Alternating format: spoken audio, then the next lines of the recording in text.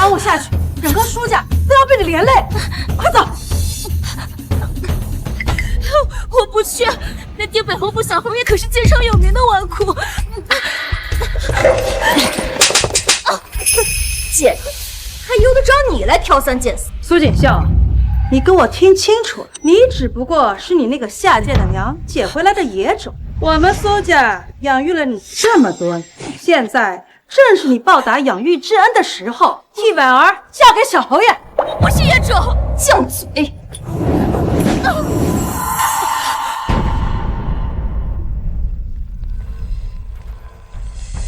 哎呀，婉儿，娘，是他不会真死了吧？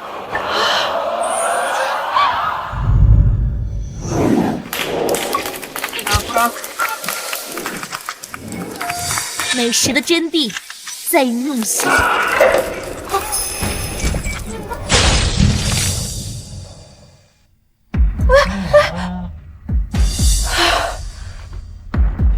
你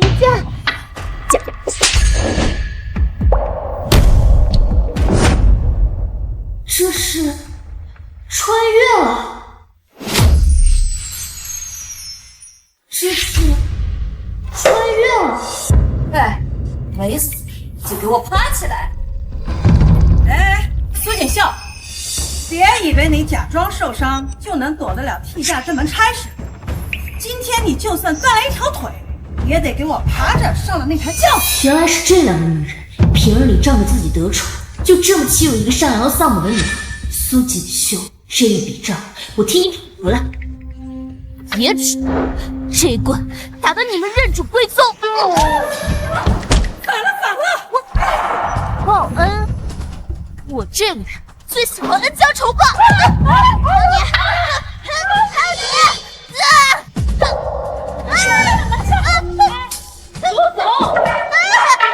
走！放开我！放开！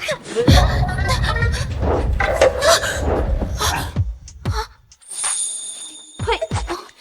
不就是一个挡灾的小贱蹄子吗？定北小侯爷，那个只会花天酒地的废物，迟早要把你卖到窑子里去抵债。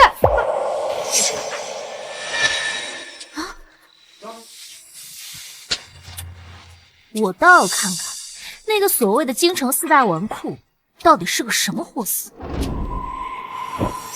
混账东西，赶紧进去！走！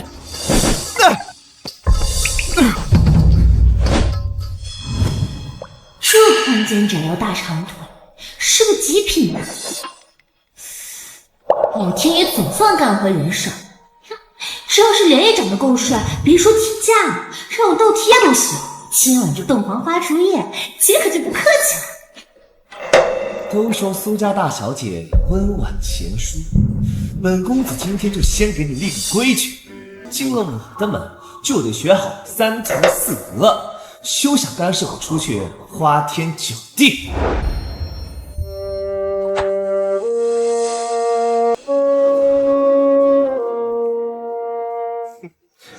来，小美人儿，夫君送你一份金婚大礼。长这么一张人模狗样的脸，结果脑子里装的都是这种小学生级别的恶作剧啊！就这还京城四大纨绔？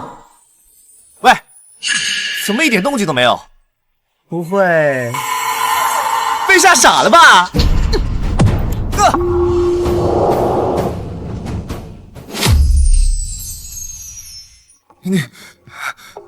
你怎么嫁人还带武器的？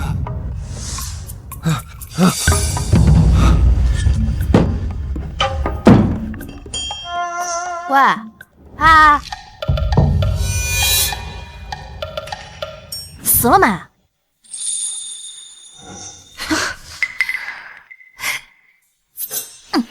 床底下睡吧，长这么帅有什么用啊？脑子里全是一滩浆子。这穿过来到现在，一口热乎饭都没吃上。算了，自己动手丰衣足食。哼，去厨房看看。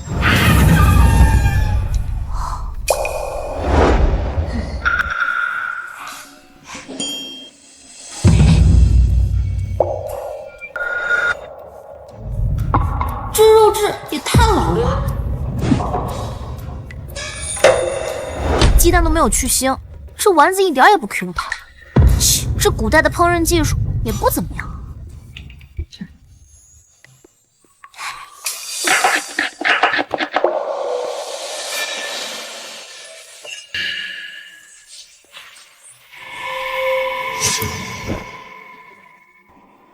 谁会做饭？这么香，这可不像咱们府人厨子的手艺。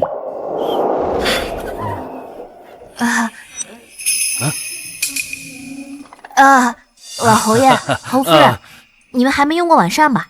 要不一起吃点？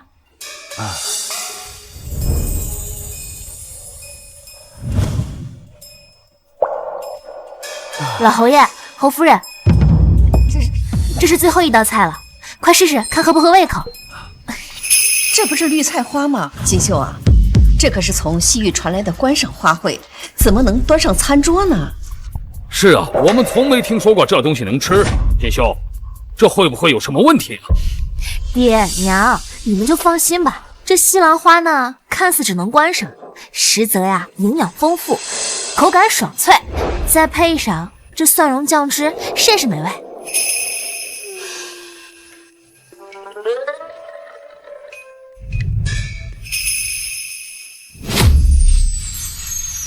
真没想到，这花盆里的观赏花卉竟然能做出如此美味。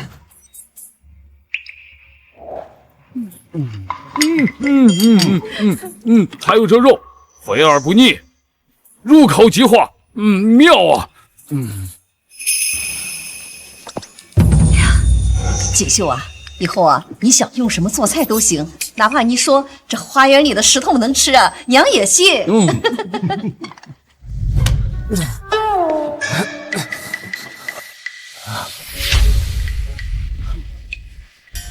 你这个泼妇，竟然敢打我！是你先拿老鼠吓我的，我那是正当防卫。你还有脸说？新婚之夜用那样下作的手段对付自己的媳妇儿，像什么样了？怎样？我就是不要娶她！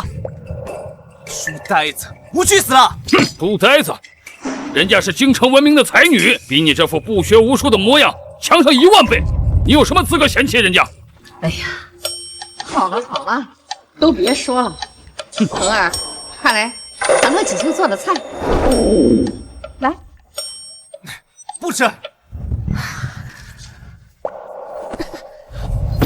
萧一恒，你竟然敢浪费我做的菜！不吃也得吃，没有人能拒绝我米其林大厨的料理。你什么你？这是什么味道？怎么会这么好吃啊？我肯定是被打晕了，才会有这种错觉。老爷，这总算有人能制止这个逆子了。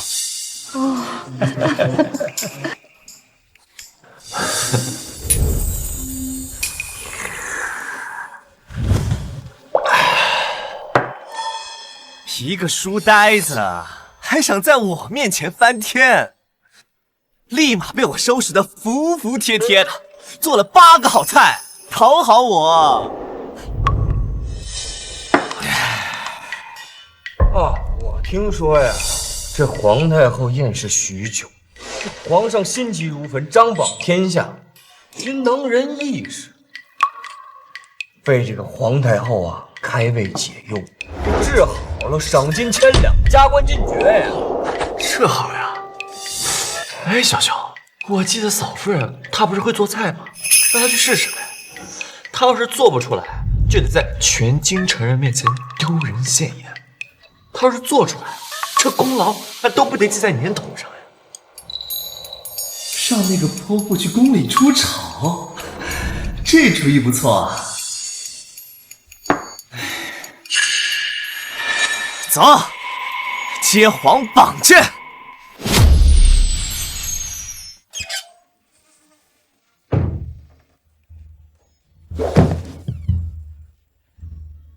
咱家奉皇上口谕，特来迎接。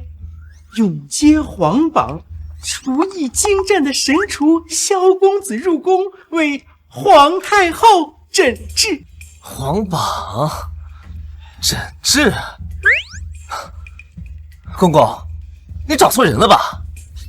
是吗？那萧公子床头放的又是什么？萧公子，咱家可得提醒你，皇太后凤体安危乃是国之大事。你接了皇榜，若敢说不会做菜，那便是欺君之罪。到时候整个定北侯府都会跟着你遭殃。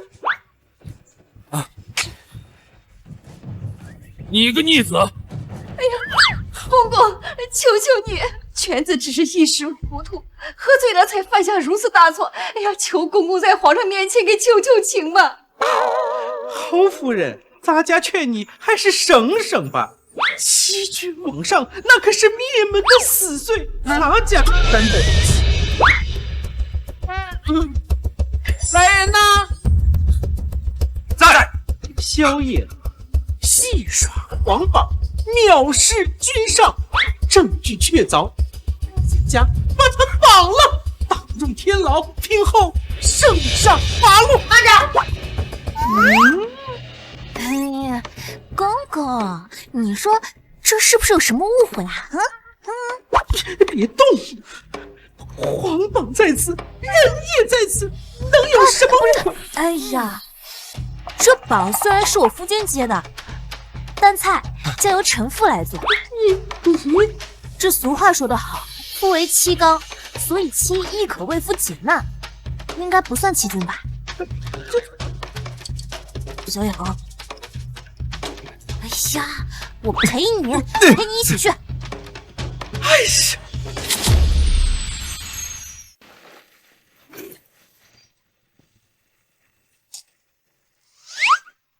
哎，你到底行不行啊？皇太后可是吃过九州八方的美食，口味刁钻的很，你可别搞砸了。那你自己去。不了，还是你自己去吧。我让你准备的食材都准备好了吗？备好了。我跟你说，宫里的御厨见多识广，家常菜可糊弄不过去。奇怪，这苏锦绣怎么像个泼妇一样？传闻里那个任人欺负的受气包呢？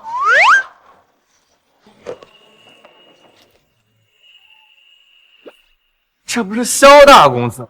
我还以为接了皇榜不敢出门了呢，没想到还真的来这里了。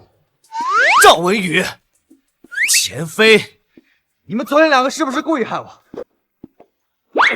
萧兄，我们也是替你出主意啊，谁知道你还真的去接榜了。萧兄，你还真带媳妇儿来做菜呀？你走遍京城所有酒楼看看，有哪家是女人能拿出的？呀，这就是苏家的那个小受气包呀！就他这小身板，还下厨，别开玩笑了。我看他连铁锅都端不下来了。啊！我的腰！端不端得动铁锅不好说，但教训教训你这种东土子，那还是绰绰有余的。听见没？以后眼睛都给我放亮点，再敢惹我，我就让我娘子打断你们的腿！苏锦绣，萧远河，赵兄，稍安勿躁，我有个远房亲戚，正好在御书房弄差。哼，那到时候就看你好戏了。皇上万岁！太后万福！启禀皇上，听闻太后凤体欠安，臣心急如焚，愿臣所带的厨师能够率先为太后娘娘谢意。李师傅曾赴洋游学多年，精通东洋料理。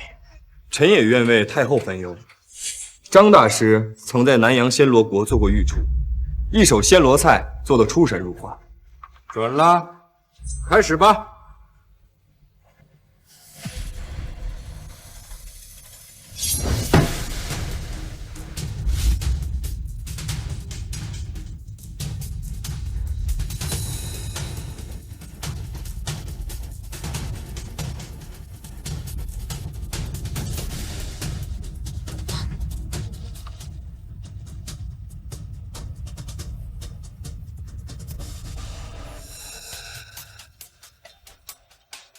这寿司饭颗粒分明，却无粘性。这冬阴功汤连最基本的鱼露都没放，就这还敢自称大师？不过是学了点皮毛的花架子。好大的口气！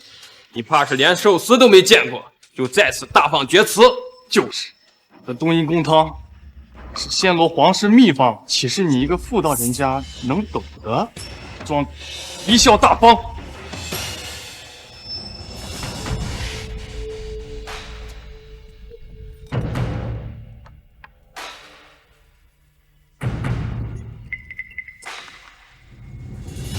拿走，都拿走！大胆！这就是你们举荐的大师？拿这种东西来惊扰太后凤驾，是何居心？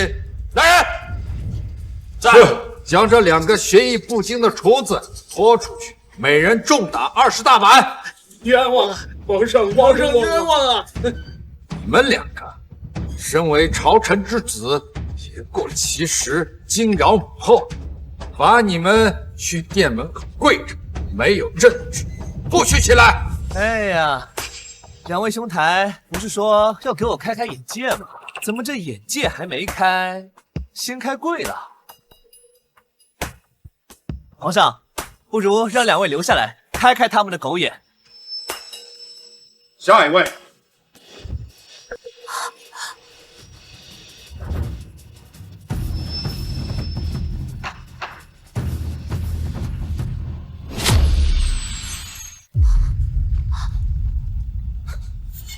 怎么会这样？我准备的时候明明都是好好的，这怎么半天都没有动静？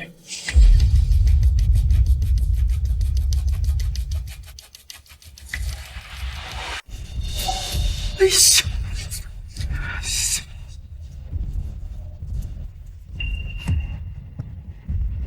启禀皇上和太后娘娘，我们不是不愿意献菜，而是我们准备的食材全部被人动了手脚。宫中禁地，谁人如此大胆？是他们2个，之前就是他们怂恿我去接皇榜，这次我们食材被毁的事情，也一定是他们在背后动了这种下三滥的手段。皇上，念明戒了！小野汉，谁和他血口喷人？故意把食材换成坏的，拉我下水！皇上，你一定要听我做主啊！没错，以腐蚀为菜的，你这简直是没把皇太后和皇上放在眼里啊！杀其诛心啊！皇上，大胆！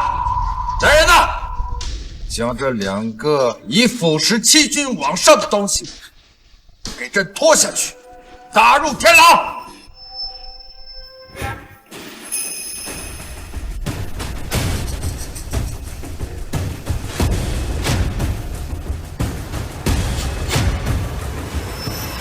皇上息怒，此事我有办法。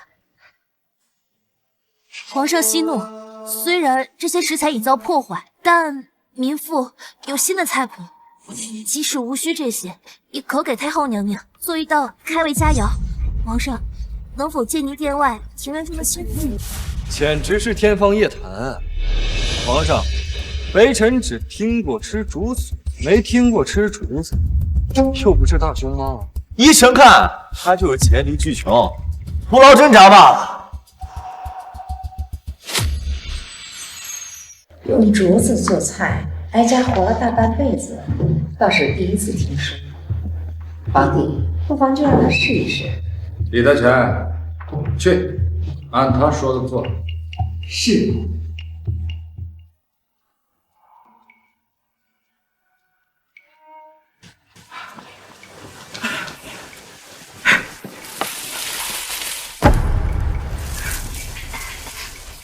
谢陛下。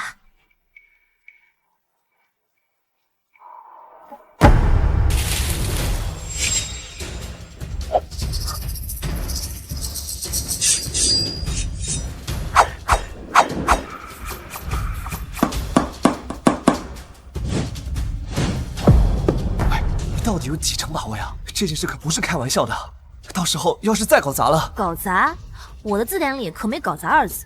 你要实在闲得慌，就过来帮我把火烧旺。好。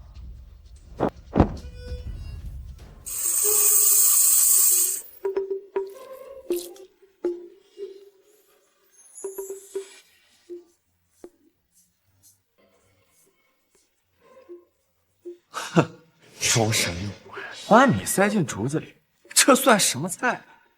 乡野村夫的吃法就比不开。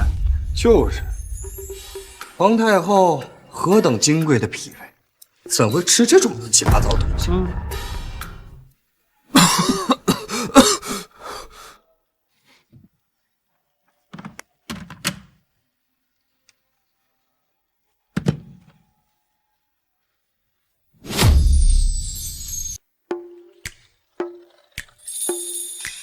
这是什么味道？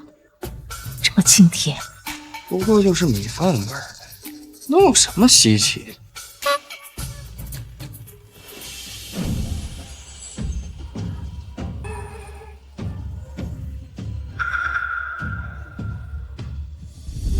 这道菜名为碧竹藏针金镶玉。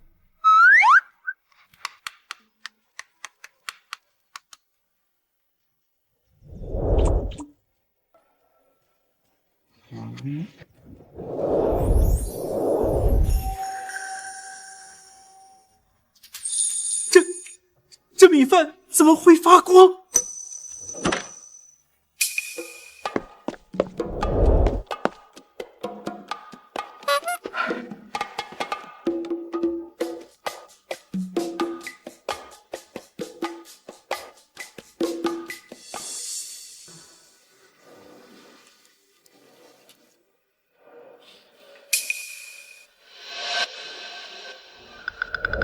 来人呐！哦，书呆子还是搞砸了。皇上，太后娘娘，皇榜是臣一个人接的，此事从头到尾都与我夫人无关，她只是替我做事，一切罪责由臣一人承担。太好吃了，这米饭清甜软糯，还带着竹子的清香，这每一粒米都浸透着特别的酱汁儿，回味无穷。这哀家以后要是再也吃不上这等美食，那该怎么办？哀家一想着以后又要面对那些蠢货做出的那些垃圾，哀家就觉得了无生趣。我就说过，没有人能拒绝我做的美食。这丫头，哦不，我娘子可以啊！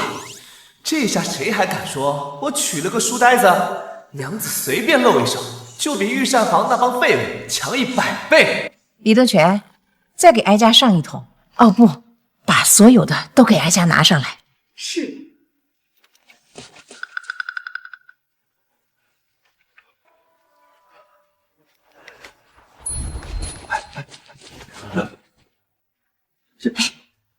都放哀家这儿。啊！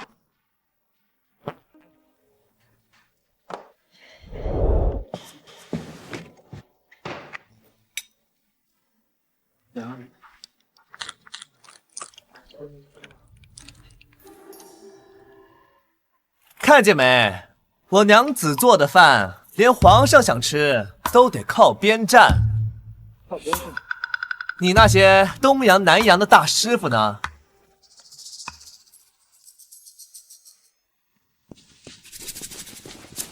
娘子，今晚能不能给我也开个小灶呀？就这竹筒饭也可以啊。那你叫声姐听听，你要叫的好听了，不光这竹筒饭，满汉全席我都给你做。姐，姐，你是我唯一的姐。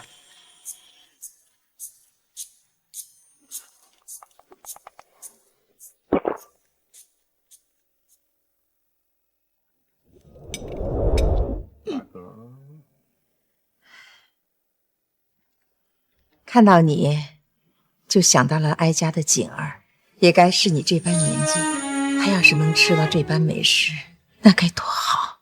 母后，莫要伤感。开什么玩笑？留在宫里说错半句话就可能掉脑袋。我好不容易死而复生来古代度假，可不想被关起来，傻子才答应。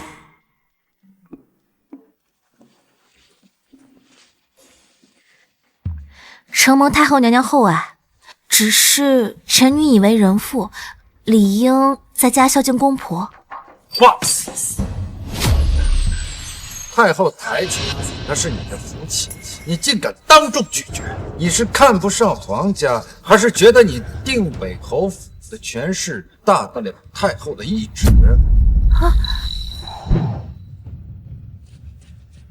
没有，皇上，我娘子绝对没有这么想。快答应了，书呆子，你公婆哪差你一个人伺候呀？皇上息怒，臣妇方才并没有拒绝的意思，只是身为儿媳，若久留宫中的话，有违妇德。太后娘娘，您若是不嫌弃，臣女愿每日入宫为娘娘烹调膳食，直到您凤体完全康复。不知娘娘您意下如何啊？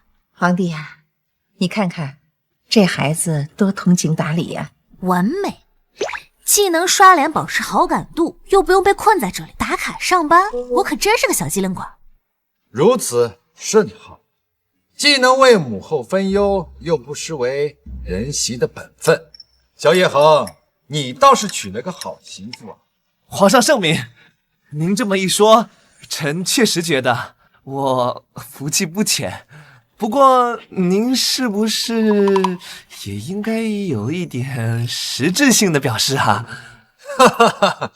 好，好，好！苏氏巧思，以竹为器，不仅解了母后的厌食之忧，更让朕大开眼界。传朕旨意，赏定北侯府黄金100两，珠宝2箱，另赐萧夫人翡翠金钗1对，以彰其功。是。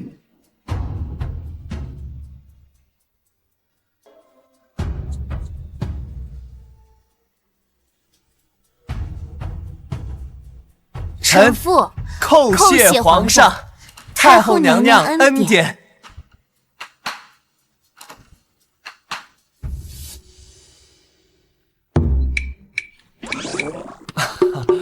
皇上，您这赏赐是不是漏了点什么东西啊？皇上，您这赏赐是不是漏了点什么东西啊？哦，皇上，依臣看，这2位兄台也该赏。走。皇上，不如就赏他们把大师做的美食都吃光吧，这样也算不浪费粮食，为国分忧了。准了，吃不完不许走。好孩子，今天若不是你力挽狂澜，恒儿这颗脑袋可能已经搬家了。恒儿，锦绣比你有本事，比你沉稳，以后家里家外你都要听他的。儿臣遵命。锦绣，我们已经把回门礼准备好了，保证你在苏家赚足了面子。我才不想回去，我才不回去。好他个苏正远，这分明是看不起我们家恒儿，配不上他那宝贝嫡女。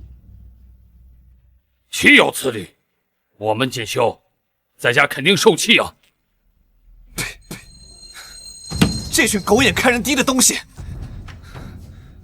他们看不起我也就算了，还看不起我娘子。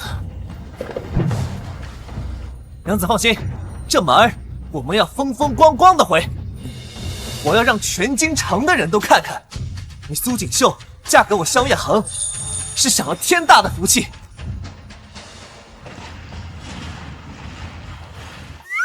娘子，苏家那几个势利眼眼里只有钱权，和他们说话完全多余。我看还是按昨天说的，直接冲进去带人打一顿好了。不许再叫我娘子。我们不都成亲了吗？你再叫，那明天蟹粉小龙、佛跳墙就都省了吧。啊，别呀，秀姐。这还差不多。啊，对了，侯爷不是说要带上那个琉璃盏吗？你带了没？哎呀，瞧我这记性，我这就回府去取，再带几箱珠宝过来，务必要让回门礼的排场再大1倍。你先拿着礼单进去等我，有什么事直接打回去，打残了打废了，有相公给你兜着。嗯。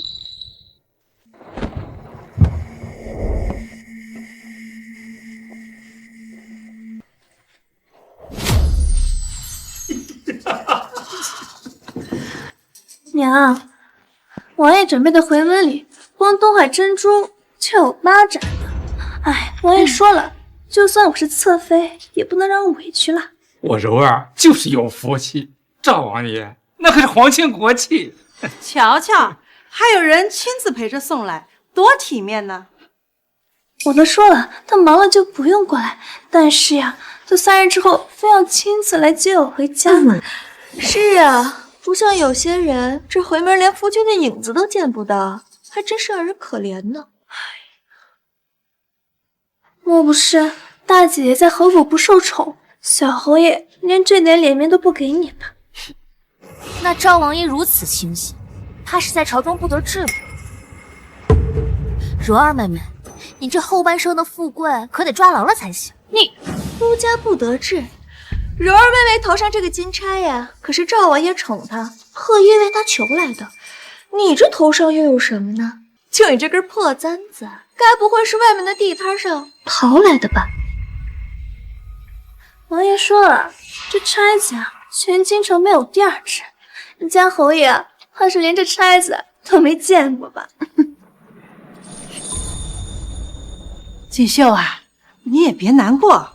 你头上这只看上去成色不好，不如我给你摘下来，我给你换一只啊！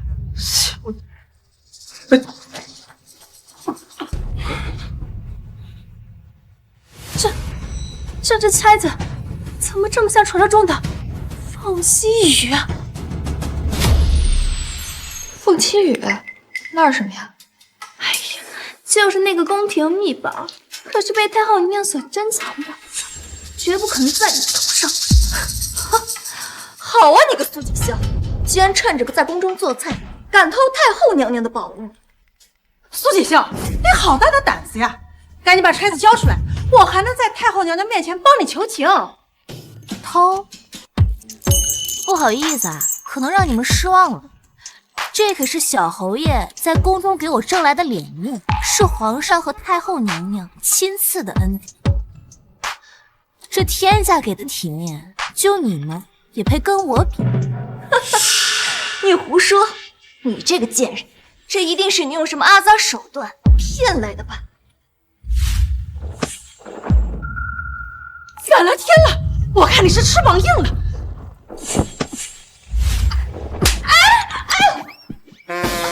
哎呀！爹！你倒是管管大姐姐，她就知道对我们动手。你，哎，老爷，你看看她才嫁出去多久呀，就敢在家里造次？依我看呐，她就是嫌弃我们苏府门第低。如今她攀上了侯府，就不把我们放在眼里了。你心里还有没有长幼尊卑？还不快跪下给你赔礼道歉！啊，连父亲的话你也不听了吗？父亲，你也配？您真是贵人多忘事，难道忘了我死去的娘亲了吗？当初我娘病死在床上的时候，你又在哪里寻欢作乐？当初我被他们像货物一样抬进花轿的时候，你又在哪里袖手旁观？一个对我娘亲的死漠不关心，对我受的欺辱视而不见的人，不配被我称为父亲。妹妹金枝玉叶，我轻轻碰一下就倒。林娘慈爱善良，伸手就要抢我的御赐之物。还有你，不分青红皂白，抬手就要打人。别把你们这些见不得光的嫉妒心说得这么冠冕堂皇。嫉妒？是嫉妒你一个人回门，还是嫉妒你拿那个破簪子冒充什么御赐之物？你要真的能有什么御赐之物的话，怎么会连一件相用的回门礼都没有呢？就是啊，这小侯爷不陪你回来也就算了，这回门礼总得带回来吧？怎么，定北侯府穷的揭不开锅了吗？好呀，既然大家都这么想要看回门礼，那我就让你们看看，这个是侯府准备的礼单。苏老爷，请过目吧。一张废纸应当回门礼，真没想到，你竟然连傅家的人心都笼络不好啊！回门这么大的事，你就投这么一张废纸来，真是把苏家脸丢尽了你！哎呀，还妄想跟我们柔儿妹妹比呢？你看看人家带来的，那可都是上等货色。你不过就是一介弃妇，拿一张破纸来糊弄我们，真当我们是傻子，把我们当叫花子一样糊弄是吗？锦绣啊，你也别怪大家说话难听。你看看柔儿，她多讨人欢心呢。你再看看你，从小到大不是看书就是发呆，难怪小侯爷会冷落你。说起来，你这闷葫芦的脾气啊，真随了你那早死的娘，一样的贱命，一样的不会讨男人欢心。大姐姐，定北侯府再大，侯爷若你对你不上心，也不及王爷对我的1/1000啊！你这般光景，真是让人看了都感到心酸呢。谁敢让我娘子心酸？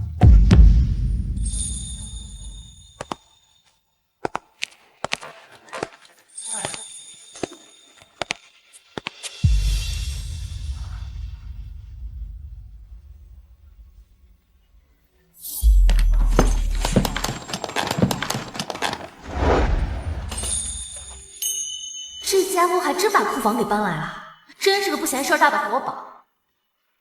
刚才就是你说我娘子比不上你，睁大你们的狗眼看清楚，什么狗屁赵王爷，一个八竿子都打不着的远房宗室，也好意思称皇亲国戚？我爹手握北境30万兵马，是圣上跟前红得发紫的人。那赵王爷见了我，也得点头哈腰的叫一声小侯爷。我告诉你们，他送的那点破东西，也就够我家的马垫垫脚。我娘子的这些回门礼，随便一箱就够买他那座破王府了。小侯爷，是大姐姐推了我在先，我们也是怕她嫁进了侯府，失了礼数不是？二姐姐，你别怪大姐姐，大姐姐也许是一时心情，所以才先生气上的。是啊，小侯爷都是误会，我就是教训这些不懂事的女儿，怎么敢冒撞你呢？不敢。娘子，秀姐是不是受欺负了？嗨，我没事儿，别大惊小怪的。不是他们欺负我，欺负我娘子，这是在教你们怎么做人。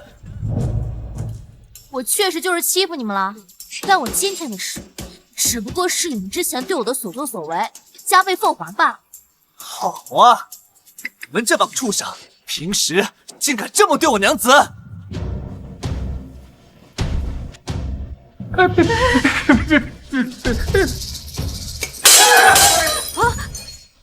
给我砸！把苏家给我砸了！是。别！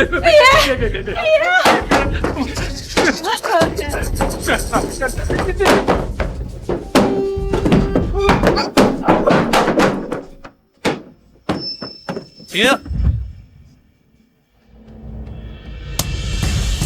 这钱还有这些回门礼，算是赔你们这些破东西了。怎么，嫌少，还是没砸够？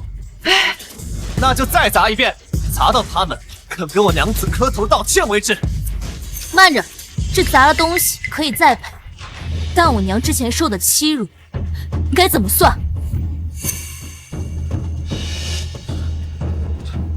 皇太后驾到！是太后娘娘。前几日啊，我大婚的时候，她也赏了我一对玉如意，她呀肯定是特地来看我。苏锦绣，你的好日子到头了！太后娘娘是来为我们做主的。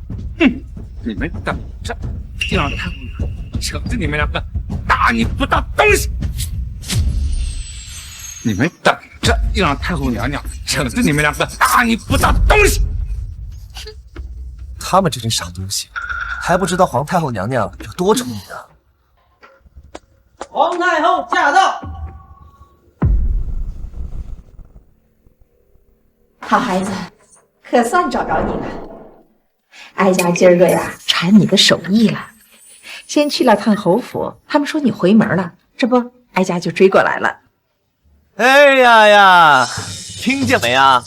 皇太后娘娘是来找我娘子吃饭来的，某些人还以为是来给自己撑腰的吧，真是笑死人了。这是怎么回事？你们居然敢欺负哀家相中的人，好大的胆子！太后娘娘，是我们心疼大姐姐才嫁的人，就跟她闹着玩。婉儿，你怎么跟太后娘娘讲话了？还不给你大姐姐赔礼道歉？是。锦绣啊，你也别怪你的妹妹们说话难听，是因为她们舍不得你。如今您攀上了高枝，可不要忘了本啊！这苏家呀，毕竟是养育你的地方。经典 PUA 3件套，为你好，别忘本，养育恩。这段话说的放在现在都多实了，没想到在这儿还能听到现场版。好孩子，你要是受了欺负，想惩罚谁，尽管说，哀家今日就替你做这个主。苏正远这个老匹夫叫你无方，那就直接发配充军。还有这3个贱人，心思歹毒，那就拉去游街示众。还有你们3个贱人，心思歹毒，那就拉去游街示众。这他们怎么说也算是我的家人，如果我们这么做的话，那你说别人该怎么看待你我？而且当着太后娘娘的面，要是咱们得理不饶人的话，岂不是让她看清了我们？那就这么算了，那也太便宜他们了。算了，这怎么可能？太后娘娘，臣女觉得小惩大戒即可。他们既然这么喜欢钱，那不如罚其所爱，就罚他们将这所有的彩礼悉数捐给慈幼局，也算是为他们积点阴德。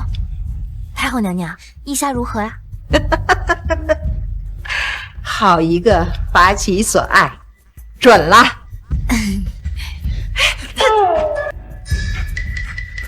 臣遵命，多谢太后娘娘恩典。锦绣啊，陪哀家去应山，哀家饿了。娘娘请留步。是臣糊涂，冒犯了少夫人，还惊扰了你。太后娘娘能大驾光临，是我苏家天大的荣幸啊！还请太后娘娘留下来用膳，也算是让我一个陪礼机会啊！是啊，太后娘娘，大姐姐一人做菜怎么行啊？我和柔儿妹妹也应该为您分忧才是，是吧？太后娘娘，您有所不知啊，我们3个呀都厨艺精湛，大姐姐会的，我们也会。那好，让你们姐妹3个一起准备吧。锦绣啊，今儿个做什么好吃的呀？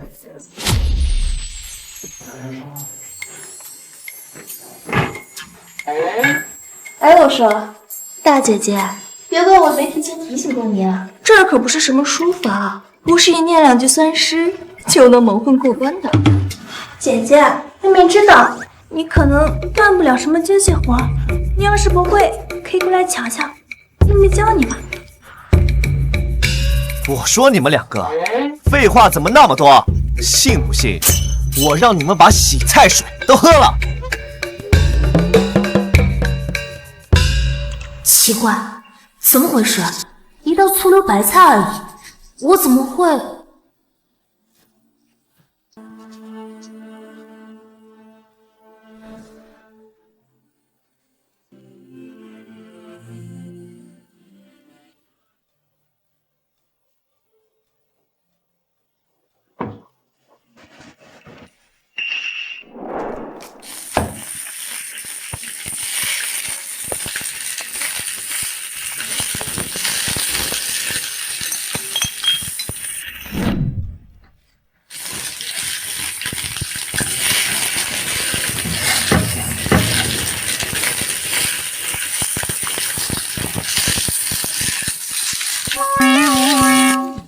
这是什么新菜式？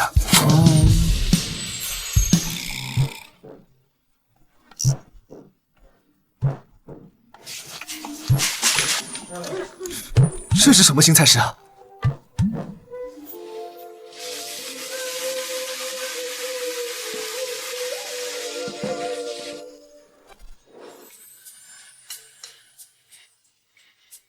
哇，这道菜看起来不错，不如由我端上去吧。我年纪小，该我端。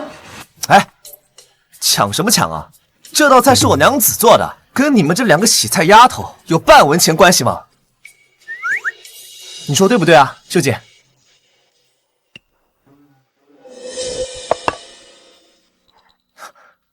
秀姐，怎么了？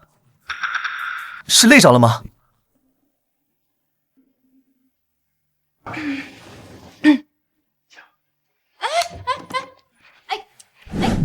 我们给太后娘娘送过去。糟了，太后娘娘凤体出狱，肠胃最是虚弱，吃多了有铁溜腻的东西会引发心悸，是要出人命的。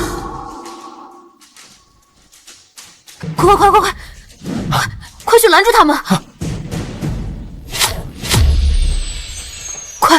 快去拦住他们！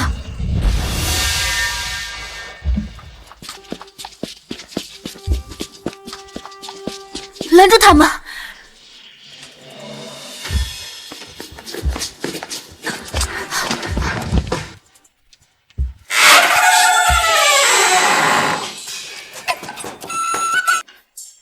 太后娘娘，您快尝尝这个呀，是臣女为您做的，保证比大姐姐的手艺还好。哎，你胡说！太后娘娘，这道菜是臣女做的，您快尝尝。行了，你们俩都别争了。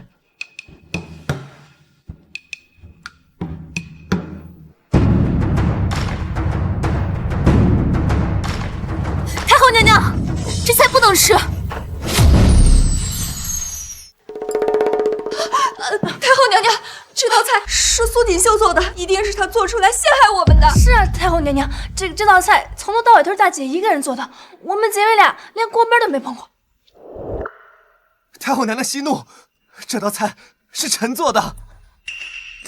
太后娘娘有所不知，是臣非要缠着娘子，教我露两手，本想给你个惊喜，没想到学艺不精，才做出了这个，冲撞了您，是臣的罪过。这道菜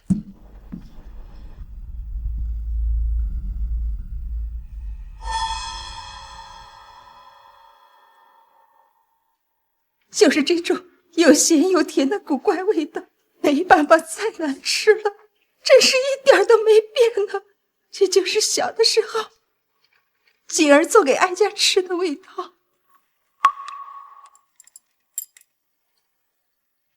哀家的锦儿是多年前在宫乱中走失的锦衣公主，被哀家身边的中仆带出宫去，从此杳无音讯。不会错的，只有锦衣公主才能做出这个味道。锦衣公主，这都什么跟什么呀？一盘难吃的白菜，怎么就成了认亲信物了？记忆里那个笨手笨脚的女孩是苏锦绣，她是公主啊！这剧情也太狗血了吧！我的天，我这是什么运气？娶回来一个厨神，竟然还是个公主！那我成了驸马爷，以后谁还敢瞧不起我？太后娘娘，其实这道菜是臣女做的，臣女亲自做的。不是的，太后娘娘，这道菜是我做的。你胡说！这道菜明明就是我做的。你胡说！你连烧火都不会做的，你胡说！你胡说！是我做的。你太后娘娘明鉴，老臣老臣想起来了，当年宫乱，老臣见不得婉儿跟柔儿流落街头，才将他们领回府中抚养。是啊，太后娘娘，锦绣是臣妇的孩子，是臣妇10月怀胎生的。哎呀，您看看婉儿和柔儿，她们的眉眼气度，哪一个不像金枝玉叶呀？她们两个当中啊，定有一个是您失散在外的亲生骨肉。行了行了，都别演了，他们两个算哪门子的公主？都给我听清楚了，这道菜从头到尾都是我娘子苏锦绣做的。你们都给哀家住嘴！哀家懿旨，3日后在宫中设宴，你们姐妹仨当着哀家的面再做一次醋溜饭菜，孰真孰假，到时便见分晓。这道菜啊，一定是失传已久的宫廷秘籍。我要是能做出来的话，那我以后岂不是就成公主了？二姐姐，我们高兴的太早了，这道菜啊肯定绝好吃，我们根本做不出来。到时候万一在太后面前出了丑，我们就彻底完了。哼，谁说让你们自己做了？娘，那您的意思是？百味斋的胡大厨一手御膳的手艺，那是出神入化。明早我就派人重金去请他。娘的意思是偷梁换柱？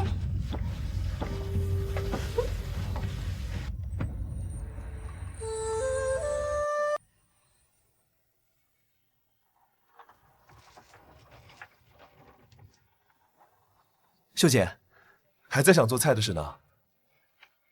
放心，你重新再做一次不就好了？我就是在想，如果我是皇后娘娘要找的人怎么样？如果我不是呢？苏锦绣，我不管你是公主还是苏家的女儿，我只知道做饭极其好吃的人是你，抄起擀面杖打人的人是你，救了我全家的人也是你。我不管你是什么身份，我只知道你是我萧夜恒明媒正娶的妻，就算天塌下来有我顶着。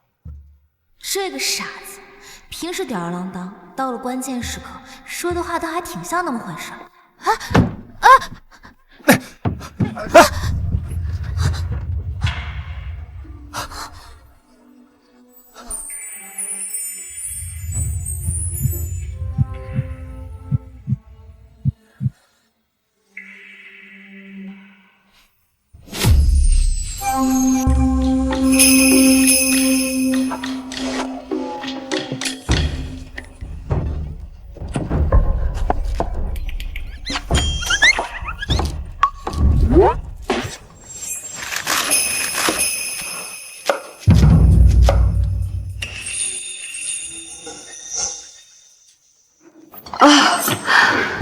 太后娘娘，臣女愚钝，这自制的酱料忘了带，还请臣女速速取回。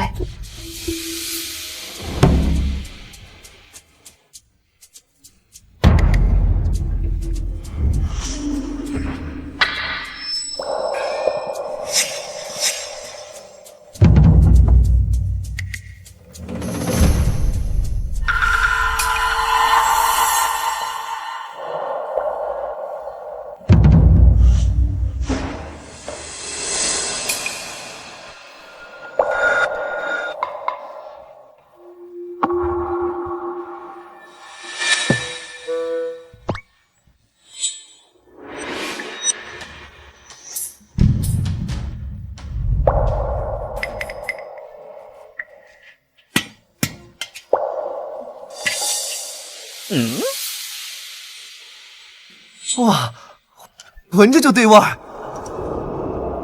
不对，太后娘娘要的不是这个。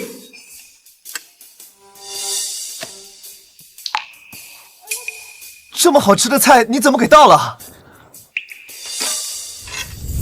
罢了罢了，你说什么就是什么吧。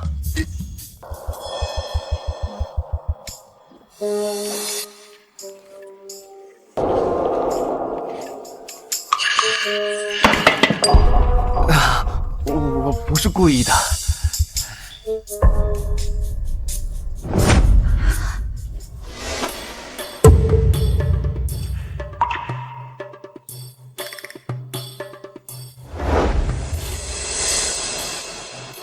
我明白了，我明白了。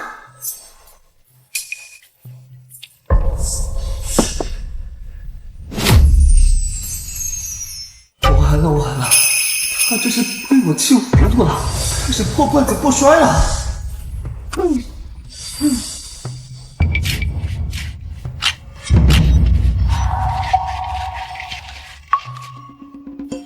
哎呀，妹妹，我就说他不行吧，做的这都是什么呀？闻着呀，真是甜腻，闻着呢，更是齁得慌。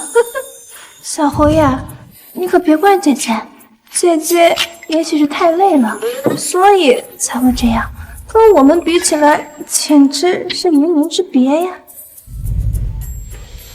就你们这俩，连灶台都分不清东南西北的蠢货，能做出什么人模狗样的菜？我告诉你们，我娘子做的菜，就算是烂菜叶子，也是金贵无比；而你们，就算端着金山银山，也是两坨烂泥。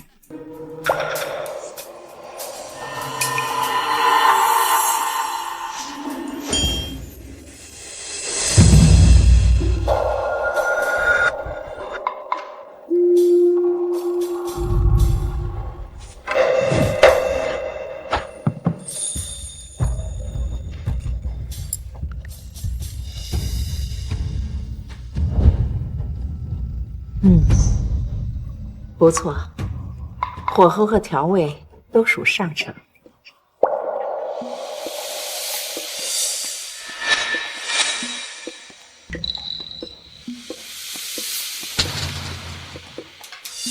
也不错，与方才那盘不相上下。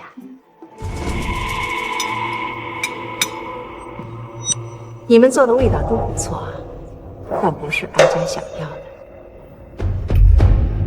撤下去吧。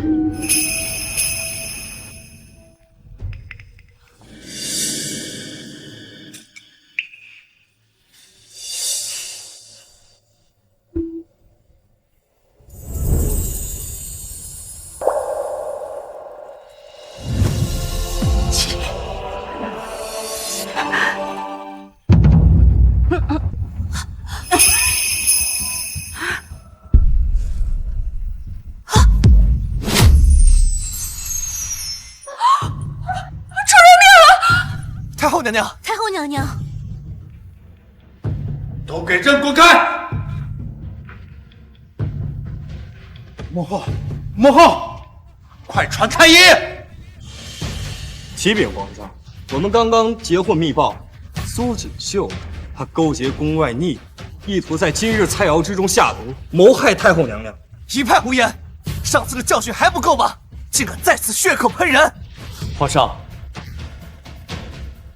这是臣在逆党巢穴之中搜到一份信件，这上面清清楚楚地写了逆党与苏锦绣的联络暗号，他就是要趁这次斗除行不轨之事。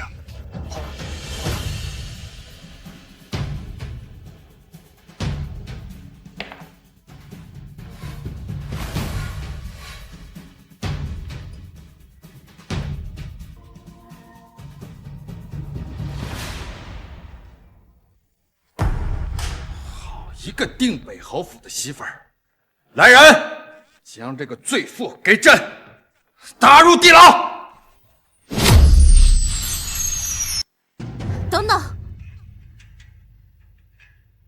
启禀皇上，今日这道菜所有的步骤都是由臣妇亲自所做，臣妇愿以性命担保，这菜绝对没有毒。你用性命担保，你的命在朕眼里值几文钱？真是可笑！太后娘娘已经毒发昏迷了，你还敢说菜没毒啊？是啊，这人证物证俱在，还狡辩什么呢？你说没毒，如何证明？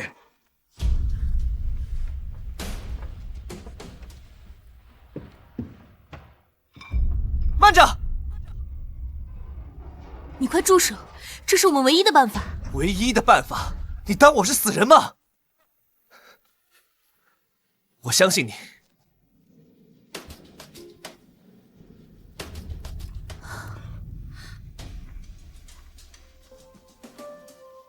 萧爷好，你们看，我也吃了这菜，我这不……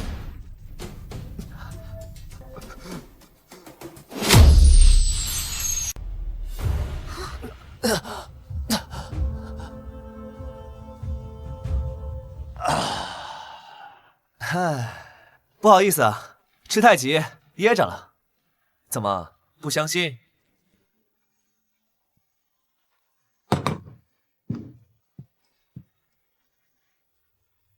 嘿哈嘿哈嘿，恶狗偷眼，猴子偷桃。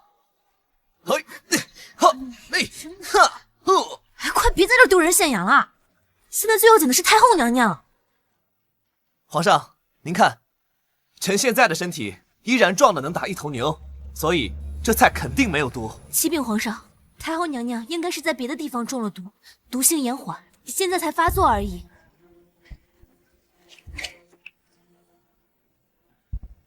启禀皇上，老臣已查验过，这菜中确实无毒，但太后娘娘所中之毒，老臣从未见过，恐怕太后性命堪忧啊！兄弟，来人，拖出去斩了！慢着，皇上息怒。臣女之前在一本古籍中看过类似的记载，这种毒跟太后娘娘的症状大概相似。这毒虽然罕见，但并非无解，还请皇上能给臣女3日时间，臣女定能配出解药。西派胡言，连太医都束手无策。你一个乡野村姑，读过几本破书，就以为可以胡言乱语了吗？我看你就是在拖延时间，想另寻其他脱身之计。就是，现在罪证确凿，他定是下毒的凶手。还请皇上明鉴，这个苏锦绣心肠歹毒，意图毒害太后娘娘，如今花言巧语，罪无可恕啊！是啊，皇上，连自己的家人都能伤害，他还有什么干不出来的？千万不能相信他。这帮混蛋，不行，我娘子这么聪明，肯定能找到解决办法。我不能让她被关起来。皇上，臣愿为娘子作保，以身为质。皇上，臣愿为娘子作保，以身为质。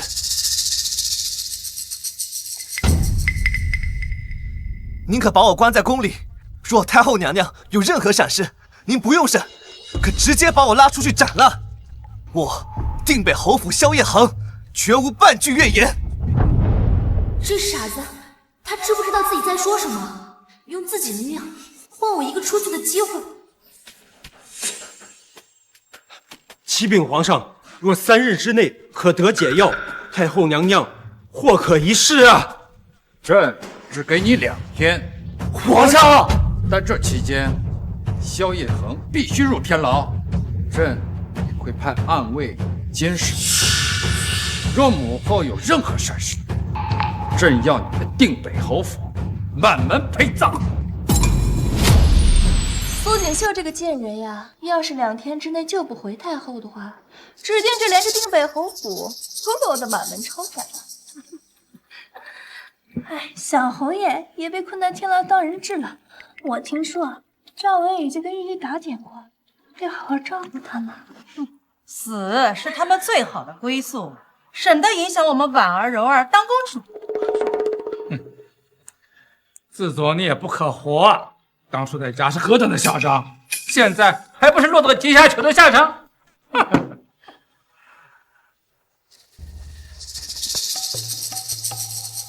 锦绣，这可怎么办？恒儿他……老侯爷、侯夫人，你们放心，我已有对策。此毒名为穿心丝，可以7种草药辅以食疗化解。我打算以冬瓜薏米老鸭汤为主，先排出太后娘娘体内的毒素，后辅以汤药，定能药到病除。那药材您备齐了没？这其他6种皆已备齐，唯独差一种极为罕见的主药，名为金线莲。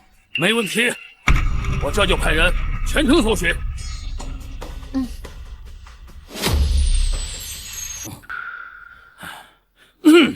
岂有此理！竟然所有药铺的金线莲都一株不剩。侯爷、少夫人，今日刚得到消息，今日齐人阁要拍卖10株金线莲，小的已派人去请齐人阁掌柜了。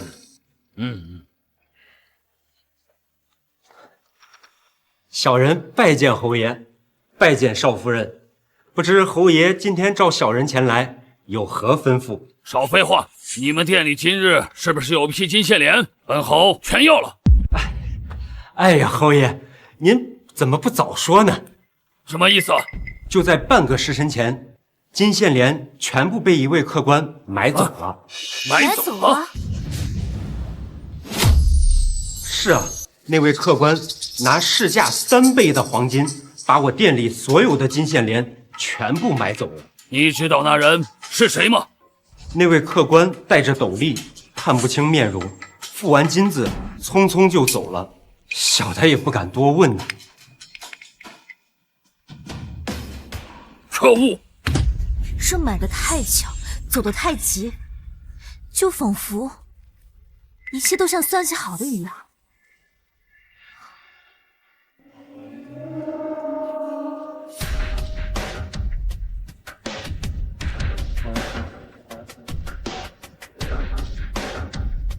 金线莲全部被一位客官买走了。巧合太多，就是预谋。有人在给他们通风报信，而那个能自由出入皇宫又能轻易接触的赵文宇等人，是他！快一点，再快一点！萧夜恒，你这个傻子一定要撑住！逆贼萧夜恒，谋害太后，罪大恶极，国法不容，斩立决！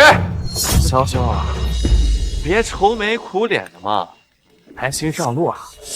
至于你那小娘子啊，我们这做兄弟的，当然会替你好好照顾她。没错。哎呦，萧兄啊，我保证，未来嫂嫂一定不会感觉到寂寞。说不定啊，明年的今日，我还抱着你的儿子上坟给你上炷香呢。再快一点，萧夜恒，你这个傻子，一定要撑住！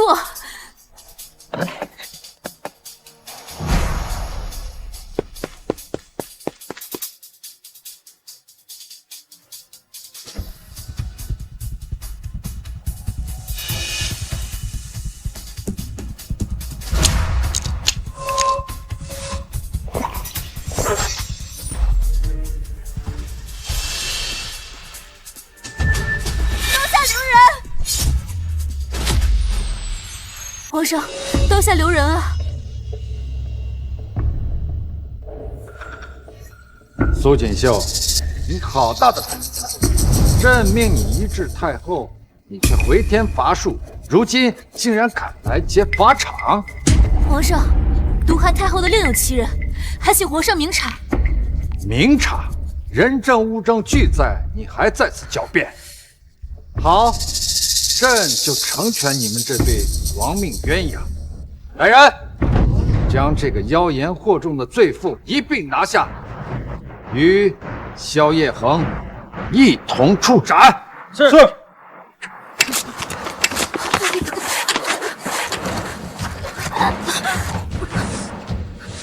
我看谁敢！哀家的人，是你们这两个狗奴才可以动的吗？好，好，好，母后来的正是时候。来人，将萧夜恒、苏锦绣负罪释放。什么？景儿早就把哀家治好了。我们此番大动干戈，就是为了揭露真凶。太后娘娘，您体内的毒素差不多已经清理干净了，只是这次毒计太过凶险，背后必定有主谋，这怕是要委屈萧夜恒多受几日牢狱之苦了。景儿啊，那恒儿皮糙肉厚的，关他几日，正好也磨磨他的性子。皇帝啊，这景儿为了我们甘愿冒险，我们总不能让他和恒儿白白受这委屈吧？母后说的是，朕倒要看看谁敢动我母后，动我皇妹，我们就将计就计，演上一出大戏。娘子，你没事吧？他们没有弄疼你吧？几日不见，我要想死你了。我没事儿。皇上，太后娘娘下毒谋逆、嫁祸臣妇的，就是李德全。冤枉皇上，太后娘娘，奴才对你们是忠心耿耿啊！苏锦绣他血口喷人，他没有证据啊！皇上，证据？李公公真是贵人多忘事，你难道忘了昨日买下的金线莲了吗？咱家不知道你在说些什么。不知道。皇上，太后娘娘，臣妇之所以能锁定这李公公，并非凭空臆测，而是因为臣妇昨日将一种混有特殊香料的金线莲卖入了奇珍阁。这分明是有人暗中捣鬼。公公，您先别急，这敌人看似是断了我们的药，实际上是给了我们一条能钓到大鱼的线。此话怎讲？我有办法能让他自己暴露。公公，你能否叫您最信得过的家丁过来？来人，叫王忠过来。王爷，少夫人，这里是石珠金线莲，你即刻去趟奇珍阁，找到掌柜的，就跟他说你有急事要私下出手金线莲，价钱好商量，但务必一定要让他收下。是少夫人。另外还有最重要的一点，我在这药包的夹层里涂抹了一种我秘制的香料，味道极淡，常人难以分辨。那我们怎么追踪呢？我可以追踪。锦绣，追踪探查，危机四伏，这可不是儿戏啊！公公，你是不是忘了我是一名厨师？这有些时候吧，我的鼻子可比眼睛灵多啊。而后，臣妇在朱雀大街分辨了万千种气味，最终锁定了一个神秘人。臣妇一路尾随，发现这个神秘人在市井后巷，将从奇珍阁收入的金线莲悉数交给了李德全。你怎么能证明那个人是我呢？皇上，太后娘娘，臣妇恳请，将从李公公房中搜出的金线莲和我昨日呈上的特殊香料一并呈上来。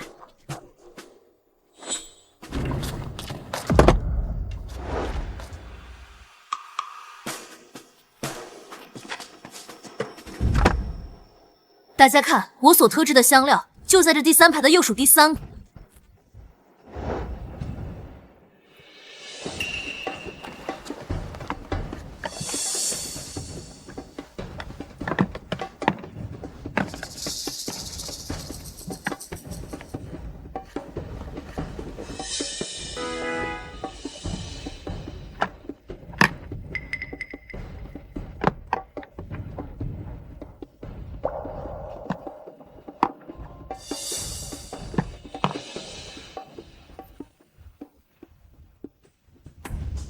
第2排左数第3个就是他。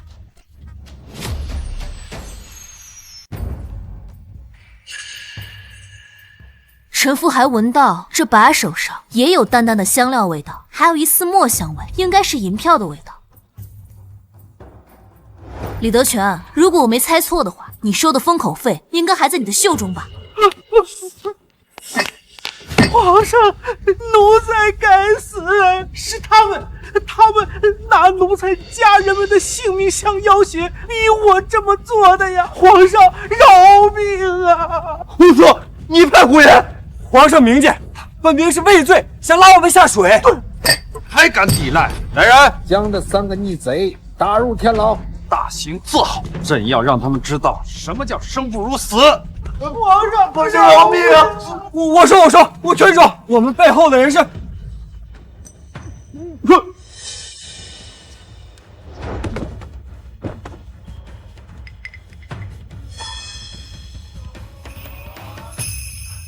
好一个借刀杀人，好歹毒的手段！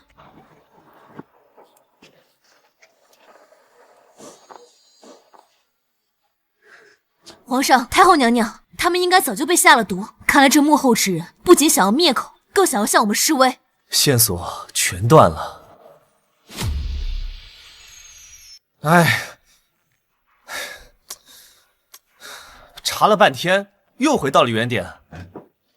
不，我们没有回到原点，至少我们知道了一件很重要的事，这川心思是西域奇毒，所以这幕后主使定与西域有关。平西王世子袁绍安，3年前他曾以游学的名义在西域待了整整1年，回来后他还整天炫耀他那些奇珍异宝呢。那这么说的话，肯定就是他了。平西王手握西境兵权，素有谋反之心。若此事真是袁绍安所为，那他们的目的绝不仅仅是陷害我们那么简单。太后驾到！太后娘娘，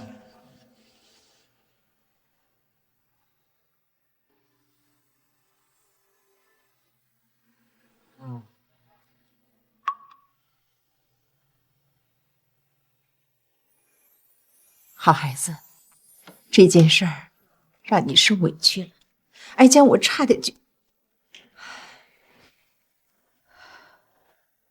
静儿，你放心，不管他是谁，哀家定会让他碎尸万段。这件事不能再等了，哀家和皇上会动用皇家的所有力量帮你们去查。太后娘娘，如今我们在明，他在暗，局势对我们很不利，我们不能轻举妄动，只能走一步看一步，从长计议了。袁绍安如同人间蒸发，皇家暗卫的调查也陷入了僵局。此人行事滴水不漏，真是心腹大患。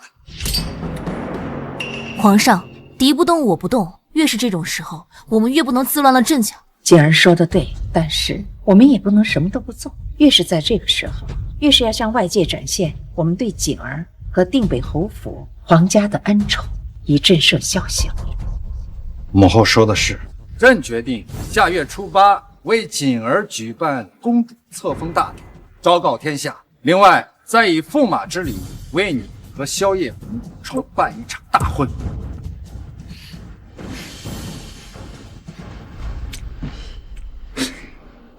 公主，她竟然真的是公主！哎呀，我真是瞎了眼了！不行，我明天一定要去定北侯府负荆请罪。哎呀！你现在去就是自取其辱啊！只要他一日没有册封，这件事情就还有转机。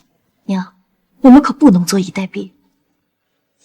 老爷，自古以来，皇家最重名节，大事后知。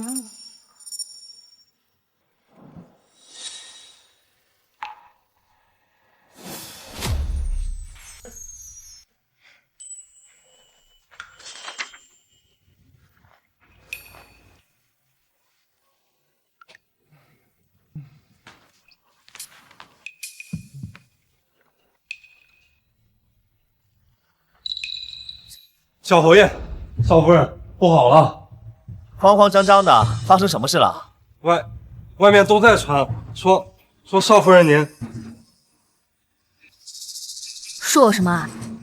说您在苏府时曾与一名丛书生有染，并非完璧之身，还说的有鼻子有眼的。现在整个京城都传开了。岂有此理！竟敢如此污蔑我娘子！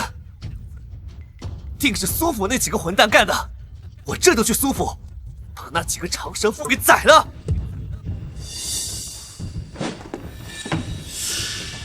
啊！林秀秀、苏婉儿都给我滚出来！小侯爷，您怎么过来了？还给本公子装蒜，说是不是你在败坏我娘子名声？小侯爷，您要是这么说，那也太冤枉人了吧？我们也是今天早上才评说了你和姐姐之间的事情，替你担心都来不及。不如您先喝口茶，消消火，我们坐下慢慢谈。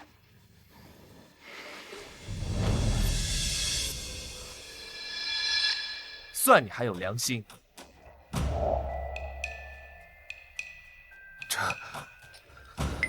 这茶，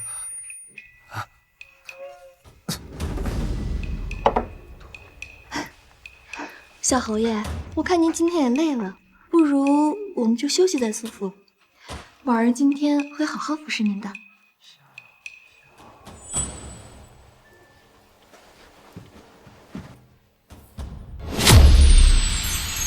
哎呀，行了行了，别哭了啊！萧夜恒，难道昨天我们两个之间的事你全都忘了吗？你要是今天不给我一个说法，我就撞死在这个柱子上。就你也配爬上本公子的床？做梦还没醒呢！哼！苏锦绣，瞧瞧你的夫君做了好事儿，婉儿被他玷污了清白，以后怎么做人呐？你们定北侯府一定要给我们一个交代。你确定昨晚的人是我们小侯爷？你什么意思啊？我亲眼看见萧夜恒走进了婉儿的房间。哎！你别去，去了不正好中了他们的计啊？那怎么办？难道就任由他们这样往你身上泼脏水？他们要是想演戏啊，那咱们就陪他们演得更彻底一些。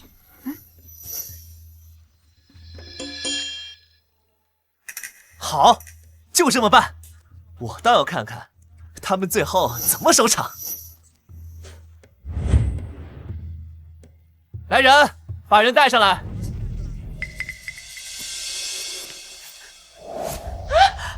我的好妹妹，你再仔细看看，这昨晚陪了你一夜的人到底是谁啊？不可能是你！昨天在我房里的明明就是你，萧夜恒！你们是故意要陷害我们！小侯爷昨晚明明就在苏府。我昨晚可是一直与我娘子还有太后娘娘在一起。你胡说！你们明明就在狡辩。太后娘娘是何等的尊贵，怎么可能半夜跟你们待在一块儿啊？哦，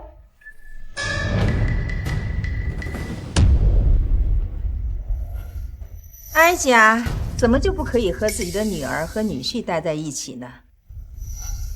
昨夜哀家与锦儿和恒儿商议大婚事宜，怎么，你们有什么疑义吗？太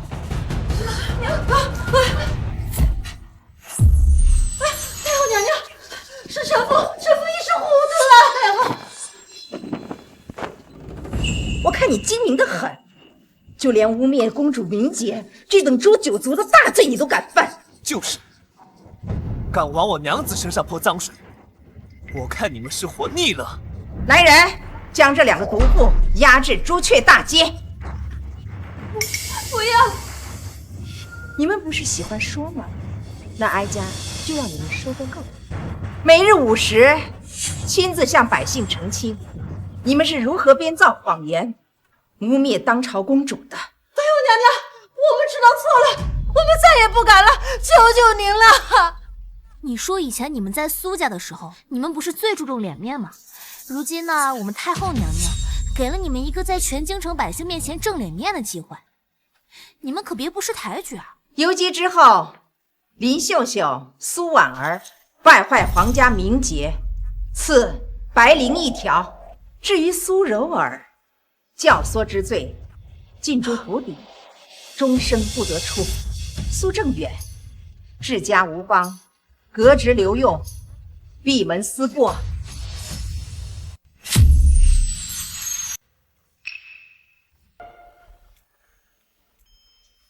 小侯爷，少夫人，苏家主他负荆请罪，跪在府门外了。这老匹夫又在耍什么花招？不见。让他进来吧。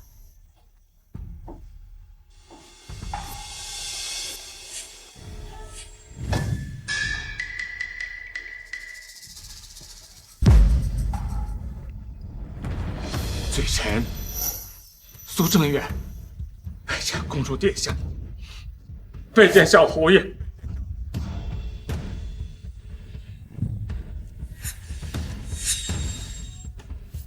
罪臣绿雨熏心，愧对公主殿下，更愧对公主殿下的养母。这是罪臣和林氏的和离书，还有苏家的全部田地产业，原悉数赠与公主。只求公主宽恕罪臣滔天大罪。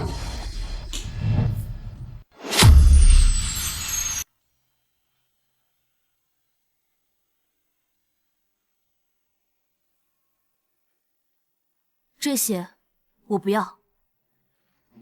你若真想赎罪，你最该赎罪的人，应该是我那因你们而受尽凌辱的养母。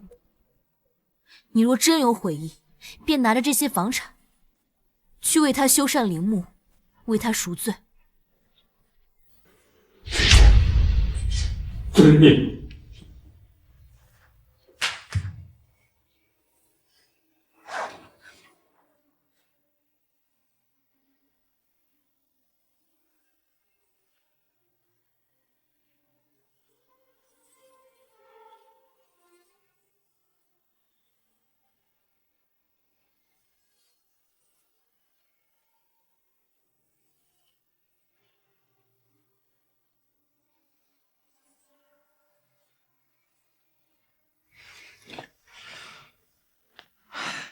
娘子，那样的家不要也罢，以后这里就是你的家。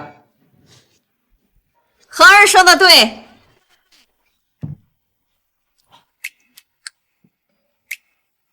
锦绣，再过几日就是中秋节了，今年不如就由你为我们设计一场真正的家宴，好不好啊？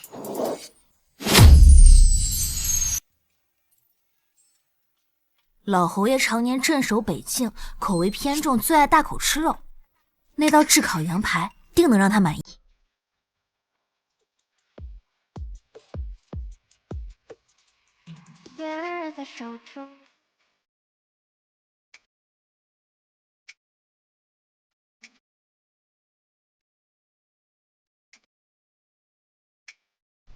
侯夫人是江南女子，喜好甜糯。这道红枣豆腐汤，定能让她想起家乡的味道。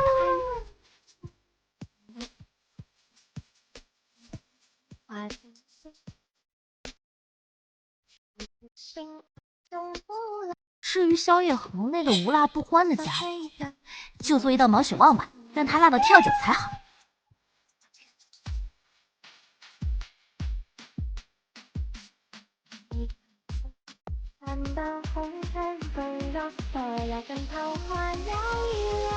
哇，我吃这个，哈哈哈哈，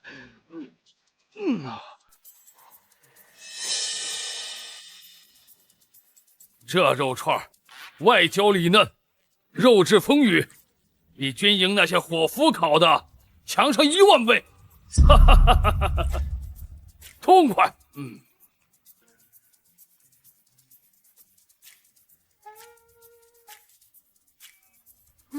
清甜软糯，是这个味道。我有快20年没有尝过这么地道的家乡味了。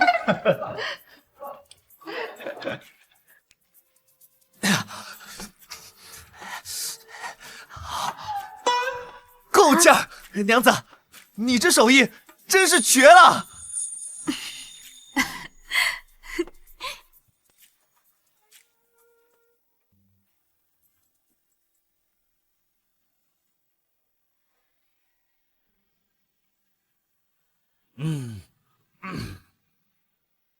原来这才是家的味道。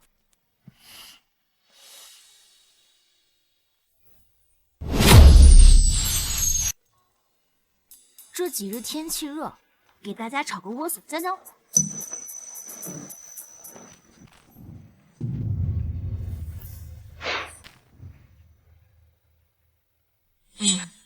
看来确实该降降火了。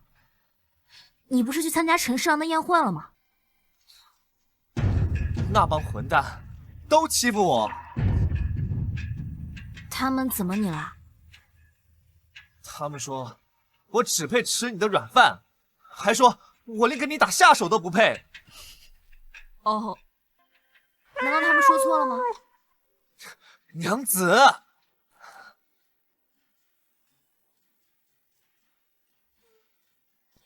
哎，娘子，你教我做菜吧。什么？教你？我要学一道最厉害的硬菜，然后亲手做给那帮孙子吃。我要让他们看看，本少爷不只会吃。哎，就做东坡肉吧。我记得你第一次给我吃的菜就是东坡肉，能让他们尝尝本公子亲手做的东坡肉是什么味道。第一步，切块，要切成大小均匀的方块。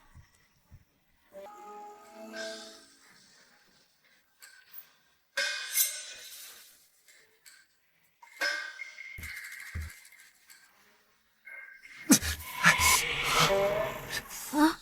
这刀怎么不听话？笨死了！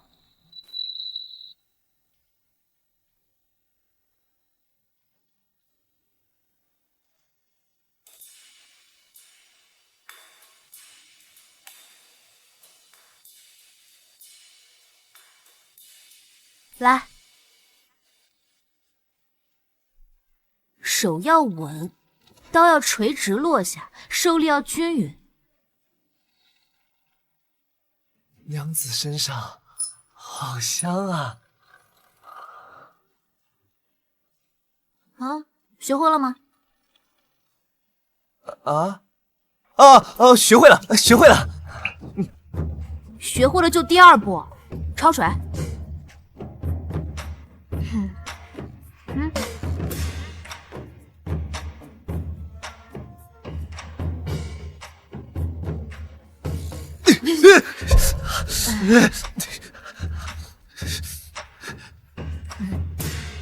第三步，炒糖色。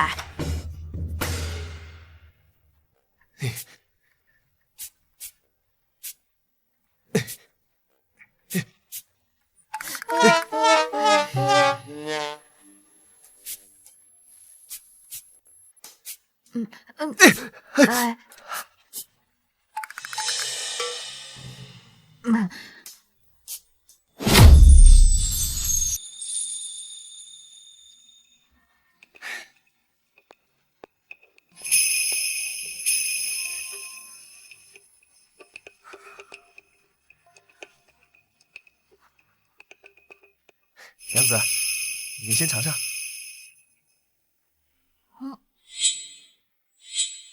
肉质软糯，咸甜适中，虽比不上我做的，但已经相当不错了。还行，没把厨房烧了，算是成功了。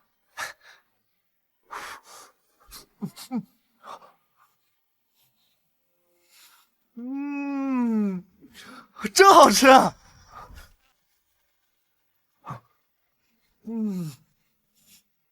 原来自己亲手做出来的东西让别人喜欢，是这么有成就感，这么有意思的一件事情。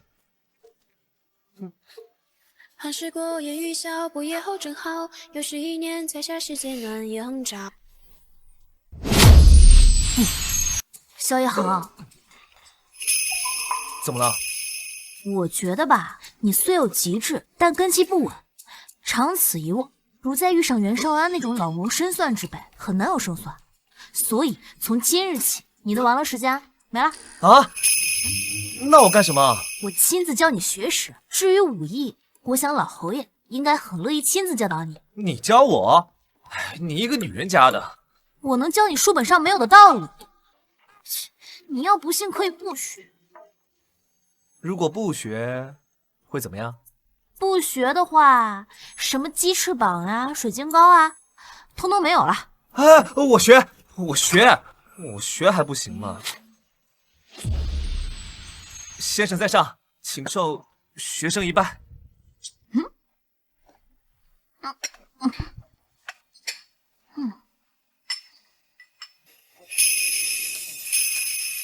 好，哈哈哈哈哈！犬子婉略，往后就有劳锦绣你多费心了。好孩子，为了我们侯府，为了恒儿，费这份心，真是。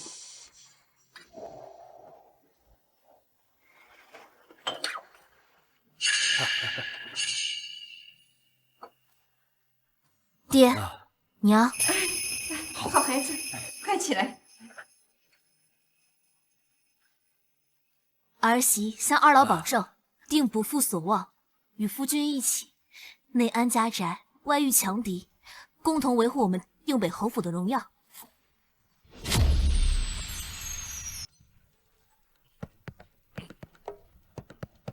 定北侯府的男人，必须是文武双全。扎马步1个时辰。1个时辰，爹会死人的。爹，我这儿呢有一擀面杖，打起人来啊，用脚都不伤筋的。你要不要试试？我试试。好东西，好东西！父亲大人，饶命啊！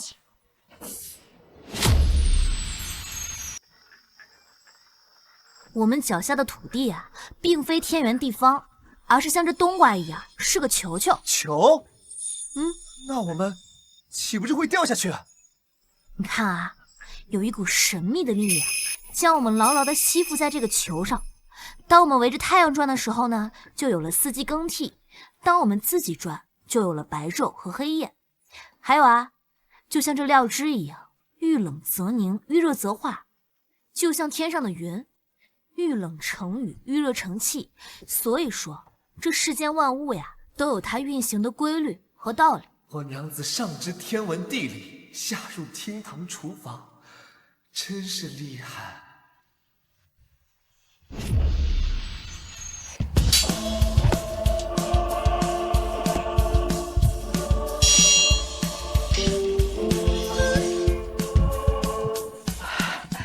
好啊，恒儿的招式里不仅有勇，更有谋了，再也不是之前那个只知道横冲直撞的莽夫了。好小子，总算没有把我这张老脸丢尽啊！咱们萧家的人世代保家卫国，这个虎符代表的是30万将士的性命，是北境千万百姓的安危，更是我大仓的国门。虎崽子，今天在太后娘娘的见证之下，这担子我便交给你，你敢接吗？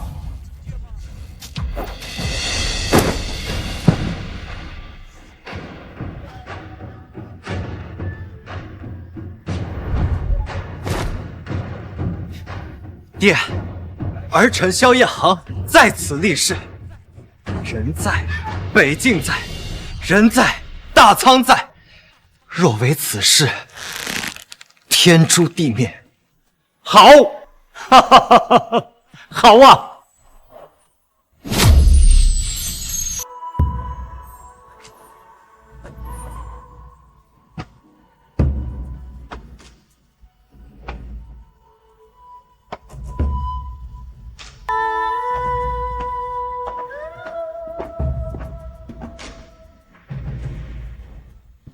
奉天承运，兹有苏氏锦绣，乃朕失散多年的皇妹，品性高洁，德才兼备，今特恢复其踪籍，册为锦仪公主。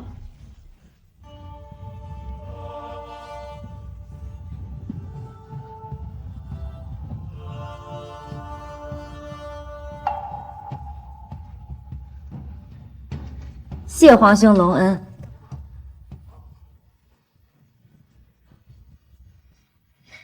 谢母后厚爱。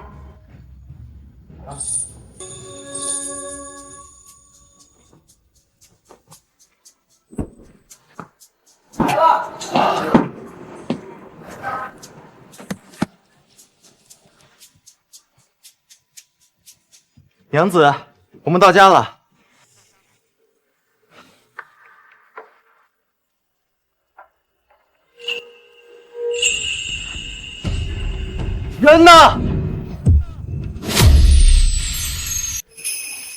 袁绍安，果然是你。公主殿下，别来无恙。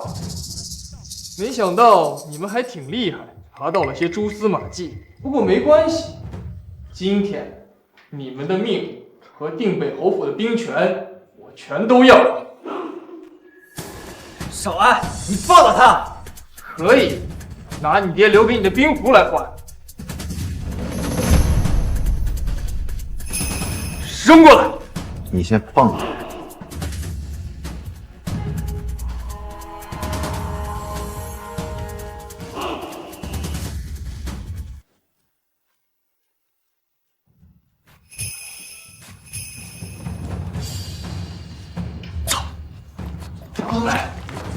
萧夜恒，你还是太嫩了。今天你们俩都要死在这儿。袁绍安，你可知你拿到的那枚符是假的？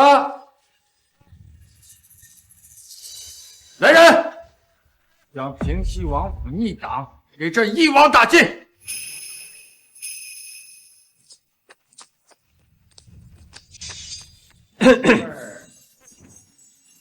怎么回事？吉时都快过了，小侯爷人呢？不会是又出什么岔子了吧？这孩子真是跑哪儿去了，一点都不让人省心。是啊，这个萧夜恒这女生搞什么？来了！娘子，让你久等了。娘子，让你久等了。啊！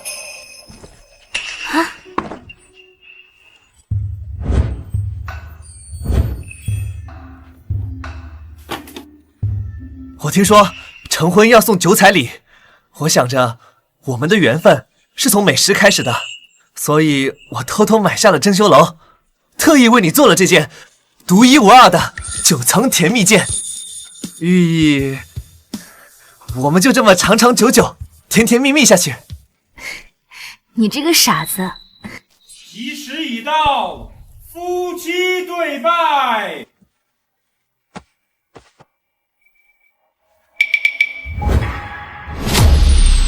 吉时已到，夫妻对拜。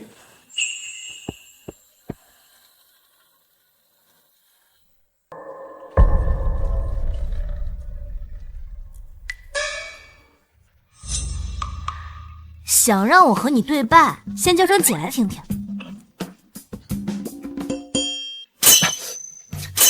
别闹了，大家都看着呢。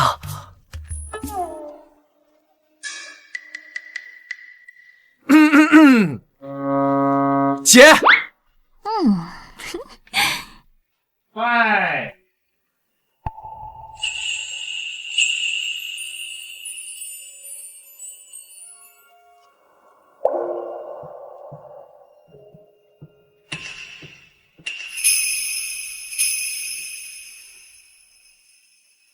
这酸甜苦辣咸，乃人生5味。往后余生漫漫长路，你可愿意与我一同品尝？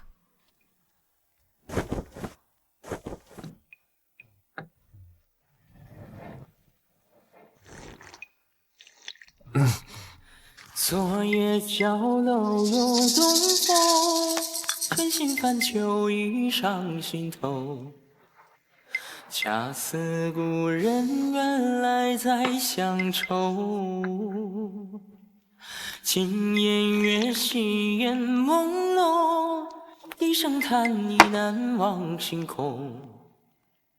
恰似回首终究一场梦，轻轻赞哀怨，轻轻唱离愁。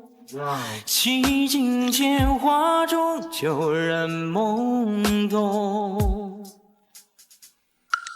娘子，无论今后是什么滋味，我萧夜恒都愿与你共度一生，永不分离。我也愿与你共度一生，永不分离。相公。看红尘，繁华似人间，灯火袭人欺人，手中红线姻缘，何时现？不无笑语润如烟，淡妆华发眼中牵。